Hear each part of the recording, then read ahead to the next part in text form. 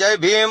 હું અકુભા કાઠી દરબાર મસાણી મેલડી માના ભુવાજી અને આ જે નિલેશભાઈ જીતિયા ઉપર જે કાંઈ ફરિયાદ થઈ હતી કરણભાઈ દેવી પૂંજકે બધાયથી પૈસા ઉઘરાવીને ફરિયાદ કરી છે અને બધા પાસેથી પૈસા ઉઘરાવીને ફરિયાદ કરી અને જે કાંઈ લાઈવ થતા અને જે કાંઈ વિડીયો ઉતારતા એ કરણભાઈ દેવી પૂંજકના કહેવા ઉપર આપણે ગાળું નિલેશભાઈને દેતા હતા। બાકી મારો કોઈ ઈલાદો નહોતો ગાળું દેવાનો।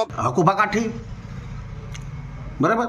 હવે એવું કહે છે કે મને કરણભાઈ કીધું હતું કે ગાળો બોલવાનું, તો અકુભા કાઠી હું એમ કહું છું કે તમે મનસુખભાઈને ગાંડ મારવા દો, કારણ કે હું કહું છું ને તમે દો ગાંડ મારવા, મનસુખને દો। એટલા ઢાંઢા જવડો થયો છો મારા ભાઈ, અને કાઠીના નામે અકુભા તમે કલંક કહેવાય, કલંક। એ તમને ખબર પડે છે ભાઈ? તમે કહેતા હતા ને હવે મને કોઈ કાંઈ કહેશે તોય હું કોઈનું કાંઈ નામ નહીં લઉં। મેં કીધું આ ભાઈ સુધરી ગયા, એટલે તમે કાઠીના નામે કલંક કહેવાય। મેં કીધું ને તમે કરો, એટલે ભાઈ તમારે રેસ નહોતી રહેતી અને તમે કોઈને મારી નાખવાની ધમકી આપી અને પછી તમારા પર કેસ થાય અને તમારી ફાટી રહી। એટલે બોલવામાં મર્યાદા રખાય, કાયદાની અમને બોલ। આ સોશિયલ મીડિયા અમને ખબર છે, આ સોશિયલ મીડિયા અમારું આ જો સોશિયલ મીડિયામાં બધી અમને ખબર પડે છે, તો અમે નો જેને ફાવે એના બધા એના મારવાની ધમકી આપી, બરાબર? કાયદો છે ને સર્વોપરી છે।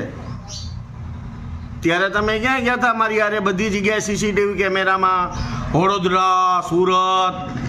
તમે હું બાળા ગળી લ્યો છો? તમે બાળા ગળી લ્યો છો? હું કહું એમ કરો છો તમે? એમાં ભલાઈ છે મારો ભાઈ। કેમ મેં કોઈ દી મારી વાત સાંભળો,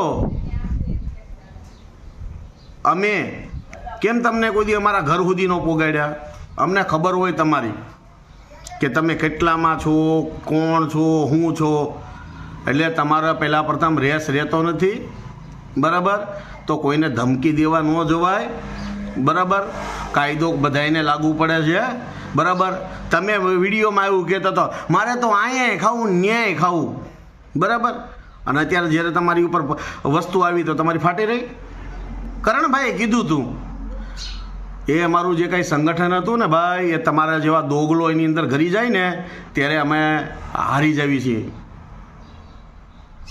એટલે સુધરી જાઓ ભાઈ, અને કરતા હોય કરો, બરાબર? હું તો કાલે એમ કહું તમને કે તમે ખટારો લઈને જાઓ, ખાળીયામાં ઘાલી દો તો ઘાલી દીજો ને।